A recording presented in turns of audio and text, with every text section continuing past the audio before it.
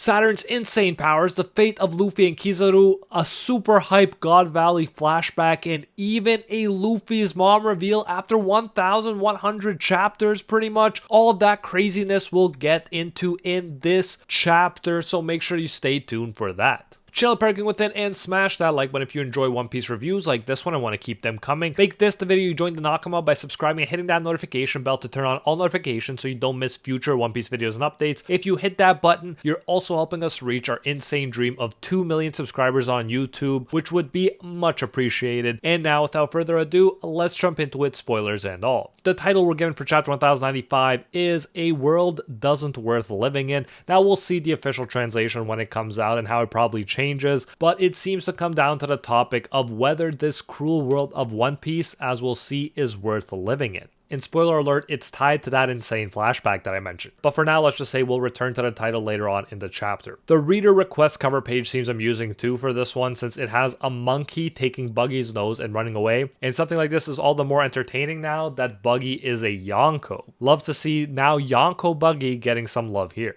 Now, if you'll remember, last chapter's craziness consisted of Saturn using what seems like an awakened mythical zone devil fruit. When he was summoned, the power was so great a dude's head blew off because he witnessed it. Now, if that's hockey related or fruit related, let me know your thoughts in the comments. Luffy reached his so-called limit as well last chapter, although he did before with Kaido and reactivated Gear 5 when he really needed to, but he didn't reach his limit before giving Kizaru a through-the-head punch that had him seeing stars. So they kind of, at least temporarily, took each other out of commission from the looks of it. Kizaru was taken out of commission because of Luffy's attacks, and Luffy because his limit for using Gear 5 was up. So it is notable here that Gear 5 does pretty much best Kizaru, but the time limit seems to keep things interesting here, so it's not too one-sided. Notably, Bonnie also stabbed Saturn's crazy awakened spider demon form. Now, as I said last chapter, this obviously wouldn't do anything, and as expected, we soon discovered that I was correct. So this chapter starts with the Vice Admirals preparing to help Saint Saturn, a hilarious idea in and of itself, but Saturn orders them to stand down. Saturn says that he could easily dodge Bonnie's attack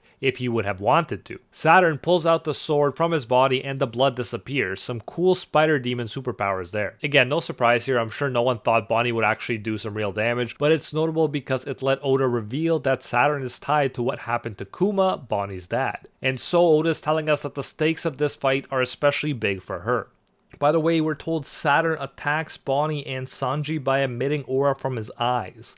Bonnie and Sanji are knocked in the head and some blood comes out, but their heads don't explode. So crazy to see these psychic-like powers coming from him as well. Again, a part of me really wonders how much is hockey and how much is this devil fruit power. Kizaru then apologizes to Saturn. Notably, Kizaru is still on the ground and unable to move, and that's what I guessed would be the case last chapter. It would make sense to me that Gear 5 Luffy could at least take Kizaru out of commission for a while, and so far it looks like mission accomplished. That is a huge victory in and of itself compared to how untouchable Kizaru looked at Sabaody, and we would expect nothing less from the guy that took down the strongest creature in the world. But the crazy thing now is that after Luffy is out of commission, we have Saturn, who definitely looks like more of a threat than even Kizaru. He says to Kizaru, "Your work is unusually slow this time," since he was probably expecting the speedy Kizaru to take care of it without his help. Again, goes to show how much of an oddity the Straw Hats have become. Saturn then goes to stomp Luffy, but luckily our boy Frankie extends his arm and saves Luffy. Luffy is also still conscious, but like Kizaru, not in great shape and actually doesn't say anything this chapter. So unfortunately for now, it looks like Vegapunk, Bonnie, Sanji, and Frankie are left to deal with Saturn, so in that case, it's not looking good. As if the situation didn't look grim enough for our side, we also get Vegapunk, Bonnie, Sanji, and Frankie being unable to move due to Saturn's mysterious power. Looking forward to learning more about this, but it's almost like they're caught in some invisible spiderweb and are the helpless victims of demonic spider Saturn. Of course, it could also be a kind of non-spiderweb related mythical zone fruit power, and if Saturn can blow up people's heads, then paralyzing them shouldn't be too hard. Vegapunk also says if this is not a scientific power, then this must be a devil fruit ability. But the crazy thing about this is that Vegapunk seemed very well versed in devil fruits and even the rare Nika fruit, which you can't say for most people. But he doesn't seem to recognize this one, which is crazy to think about. If it is a devil fruit, then it's clearly a very special, well-kept secret, even better kept than Luffy's. So much fascinating mysteries coming up here. Saturn then grabs Bonnie and squeezes her.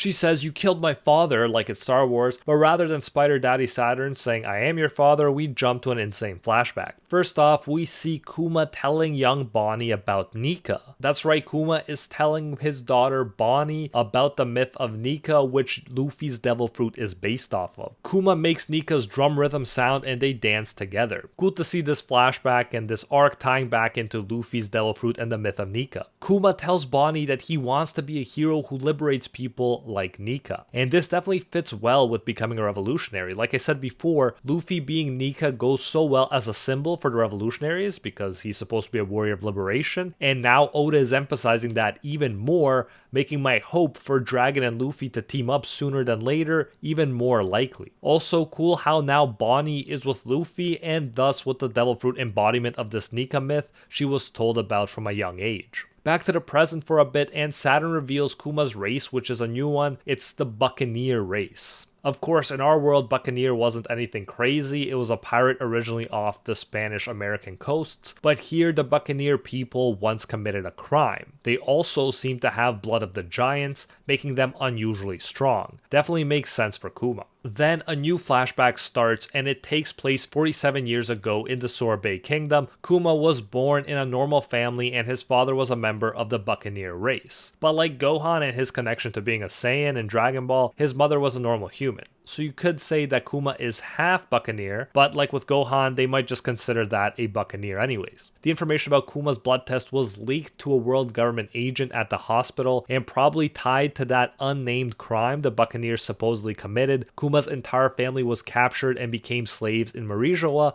due to their strength. That makes the image of Kuma being ridden by a celestial dragon decades later so much worse now, because now we know he's been dealing with this for so long. And you start to really feel for Bonnie and her pain. After the mother's death, Kuma's dad told him about the legend of Nika. His dad said that the legend has been passed down specifically among Buccaneer race members. Again, really tying Luffy in with the Kuma and Bonnie stuff well. So I wonder if the old Nika that the fruit is based on was originally a Buccaneer too, with the giant blood and everything, and that would at least help explain why Luffy uses a giant form sometimes, or giant limbs at least other times. Just like Kuma did for Bonnie, his dad made Nika's drum rhythm sound and dance for him. But then, shockingly and tragically, his father was suddenly shot in the head by a celestial dragon for making too much noise. Man, props to Oda, he really knows how to make our blood boil with these celestial dragon injustices. He's making the eventual toppling of them so much more satisfying, and always making that time Luffy punched the celestial dragon so much more satisfying as well. We then cut to 38 years ago, which was, by the way, the year the God Valley incident with Garp, Roger, and the Rocks Pirates took place. Here, a celestial dragon explains that every 3 years the celestial dragons come down from Marijoa and conduct a human hunting game on a non-government island. They release problematic slaves on the island and wipe them out along with the native people on the island. After that, the world government claims the island as their own. Really messed up stuff there.